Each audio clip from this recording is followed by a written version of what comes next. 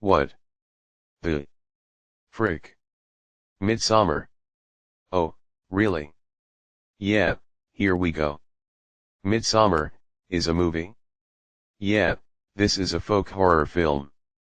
It is written and directed by Ari Aster. It stars Florence Pugh and Jack Rayner as an American couple who are drawn into a violent cult in rural Sweden. Supporting actors include William Jackson Harper, Wilhelm Blomgren, Elora Turkia, Archie Madekwe, and Will Poulter. Now, Ari Aster is the definitive one-perfect shot filmmaker. Supported by Paweł Pogorzelski's nominally gorgeous cinematography, Aster nonetheless crafts images that look nice when screen-capped and shared but are ultimately hollow and bereft of context. His films to date are structured similarly. The first 15 minutes laboriously, transparently establish the theme, at which point that theme is broadly forgotten for the next 90 to 100 minutes as Aster follows increasingly inert and meaningless text-level subplots. Then the last 15 to 20 minutes return to the theme with the smug triumph of a man who thinks he's really surprised you with what this movie is really about. Midsommar telegraphs its true purpose in its cold open, depicting the shittiness of men who contribute nothing to the balance of emotional responsibility in relationships. That is a fantastic subject for horror, but no sooner has the film established Christian's selfishness and his friend's casual misogyny than it pivots to the surface-level creepy beauty of a Swedish commune retreat. As he did in Hereditary, Aster fills the screen with empty signs and signifiers, such as a tapestry that casually lays out the cult's breeding program in plain view of visitors meant to be duped into dark purposes, or, in what is becoming a seriously bad trend, a disfigured, disabled child presented as inherently unnerving.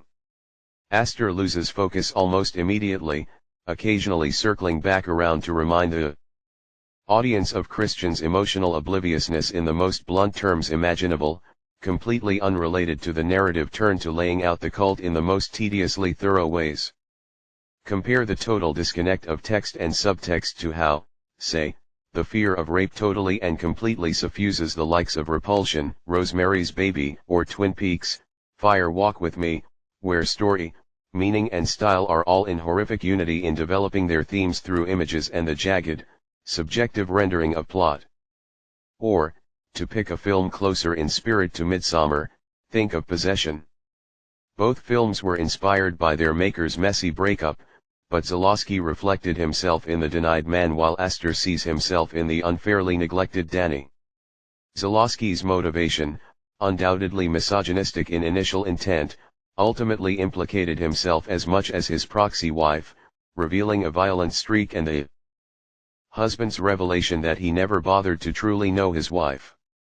Aster, wrapping himself in a more ostensibly progressive viewpoint of Donnie's supposed awakening to her exploitation, ultimately undermines it by stressing his own sense of victimhood.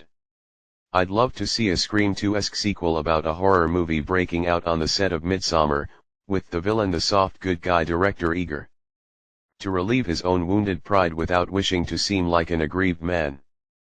Hereditary had the advantage of performances from Toni Collette and Alex Wolff that understood the movie that Aster wanted to make if he had the talent to modulate mood, atmosphere, or narrative for longer than 5 minutes at a time, and the actor's intensity floated what was, at heart, a woefully undercooked rumination on sins of the father, or mother, as it were. But all of the actors in Midsommar make the mistake of playing to Aster as he actually is, resulting in inert, performative displays of grief or shock so hollow that even when the American visitors witness a brutal cult activity, no one bothers to even feign fear or disturbance for more than a minute. Pugh has nothing to tether herself to, so she drifts between numb acceptance and the occasional outburst of shock or grief. That Aster arranges so lovingly that whatever emotional impact the moment might have had is lost to his simpering presentation. Shout out to the Haxan Cloak, though, who like Colin Stetson before him gives Aster a score of true menace and constant dread that the director does not remotely deserve given the flaccid bore that the music is for. So yeah, that's about it.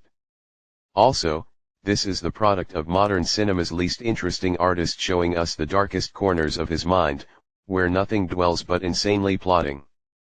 Conversations and deeply unimaginative staging.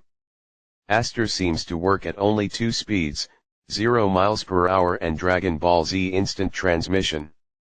If he's not letting a scene drag on endlessly, lingering over every painfully long gap in the insipid dialogue, he's cutting away from it abruptly, as if that abruptness is somehow in itself shocking or tense. The few elements of this film that manage to approach scary or disturbing are all shamelessly stolen from the show Hannibal. The rest is unconscionably boring. And what does it have to say about trauma other than absolutely fucking nothing? The movie's entire thesis is dang, why are women crying all the time? That's fucking weird. Why do they do that shit like some 90s stand-up comedian making a Lars von Trier movie? I am in genuine awe of how comprehensively unwatchable this thing is. Ari Aster should be pushed out to sea on a raft. Oh yeah, that's about it. Screw this movie to hell and back. I'm giving this film a 4 out of 10.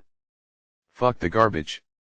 But anyways guys, let us know if the comments below, like, dislikes, subscribe, hit button notification. What's your opinion on this film? Or thanks for watching, see you later. Bye.